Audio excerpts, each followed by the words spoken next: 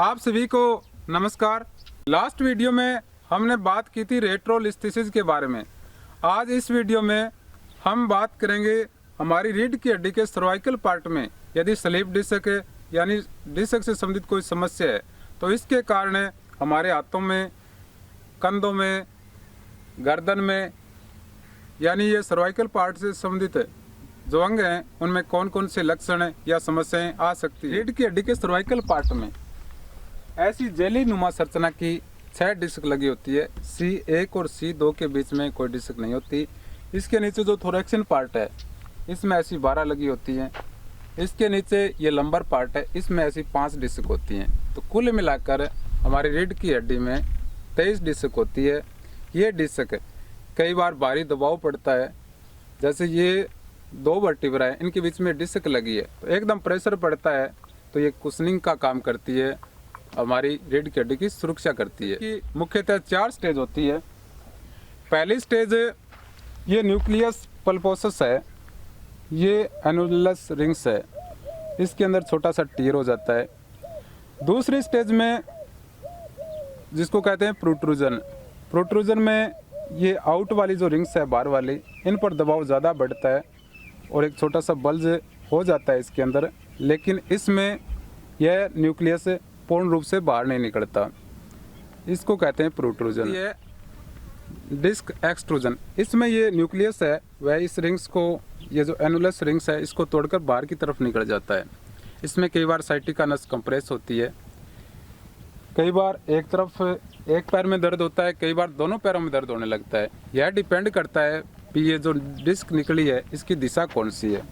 कई बार ये पीछे की तरफ निकलती है तो MRI में लिखा आता है पोस्टीरियर सेंट्रल, कई बार MRI में ये लिखा आता है पेरा सेंट्रल।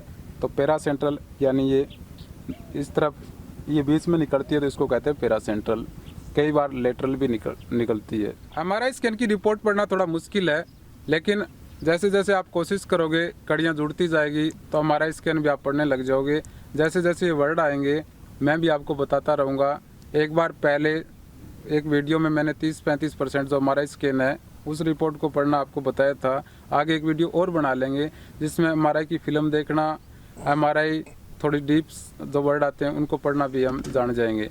आप भी कोशिश करना कि आपके दोस्तों के पास, कोई रिश्तेदार के पास जो MRI स्कैन है वो रिपोर्ट पढ़ने की कोशिश करना। एक बार मुश्किल ज़रूर लगेगा, लेकिन जैसे जैसे समझ में आएगा तो अपने आप ये नॉलेज बढ़ने लग जाएगा। चौथी स्टेज है वो है सिक्विस्ट्रेशन। यह कंडीशन है, इसमें ये न्यूक्लियस है वह टूटकर स्पाइन कैनाल के अंदर गिर जाता है। यह बहुत ही डेंजरस कंडीशन होती है, लेकिन बहुत कम होती है। एक होती है एक्यूट डिस्क बल्ज। एक्यूट में तो एकदम दुर्भाग्य में से निकल सकती है ये। कई बार सुबह के टाइम में जब इसमें वाटर स्टोर होता है, जैसे हम झुकते हैं तो निकलने की संभावना होती है। दूसरा होता है क्रोनिक में ये धीरे धीरे, इसमें हम अगर हमारी सिटिंग पोजीशन गलत है, लापरवाही रखते हैं, बढ़िया से ट्रीटमेंट अगर फर्स्ट स्टेज में नहीं करवाते हैं तो ये धीरे धीरे निकलती रहती है। तो ये होती है क्रोनिक। सुबह के टाइम में उठते समय हमें ये ब्रीदिंग एक्सरसाइज करनी चाहिए।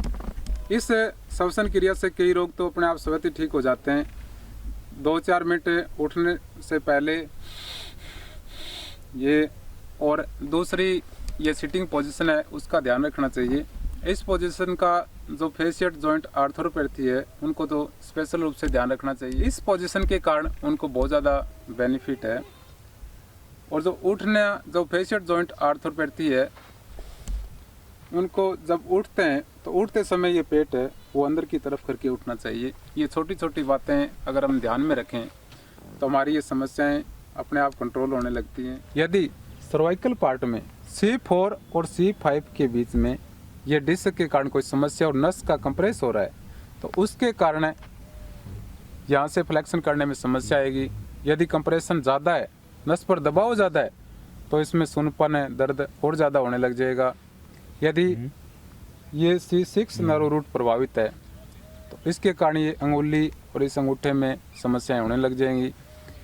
यदि 7 यानी C7 नर्व रूट प्रभावित है तो उसके कारण ये मिडिल फिंगर है, इसमें समस्या आएगी। यदि T1 और C7 के मध्य डिस्क की समस्या है तो तो उसके कारण ये T1 वाला नर्व रूट प्रभावित होगा। इसके कारण ये 2 उंगलियाँ इनमें सुनपन है, दबाव, दर्द, सब कुछ इसमें समस्या आएंगी। स्लिप डिस्क की जो तीसरी स्टेज है उसमें फ्लेक्शन एक्सरसाइज नहीं करनी होती, मैंने आपको कई बार बता दिया, तो याद रखना है इसमें फ्लेक्शन एक्सरसाइज नहीं करनी। स्लिप डिस्क के यानी डिस्क प्रॉब्लम एक गंभीर समस्या है। तो आपको जब तक ये समस्याएं समझ में ना आए, भी फर्स्ट स्टेज में है, सेकंड में, तो आपको कोशिश ये करनी है कि आपको स्पाइन सर्जन डॉक्टर या जो फिजियोथेरेपिस्ट होते हैं उनके गाइडलाइन के अनुसार ही उनके पास रहकर एक्सरसाइजें करनी है, या जो ट्रीटमेंट आपके लिए डिसाइड करें, ये दवाइयाँ लेनी हैं, इस प्रकार का ट्रीटमेंट आपको लेना है, तो वो ट्रीटमेंट आपको पूरी तरह से सकारात्मक होकर लेना चाहिए, ताकि आपका जो समस्या है उनकी रिकवरी में टाइम कम लगे। हेल्थ केयर चैनल की जितनी भी वीडियो है उनको आपने बहुत ज़्यादा पसंद किया, उन वीडियो में 1-2% मिस्टेक भी है, उसके बावजूद भी आपने इनकी सदस्यता बढ़ाने में और जो वीडियो है उनको शेयर भी किया है, इसके लिए मैं आप सबको दिल से धन्यवाद देता हूँ।